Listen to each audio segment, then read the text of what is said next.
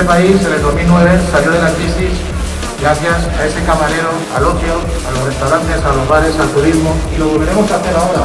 Es muy importante que si no hay ayudas, que nos dejen trabajar. Cero impuestos si no hay ingresos. Es así de sencillo, no hay que inventar nada. Es tan fácil como eso. Cero ingresos, cero impuestos.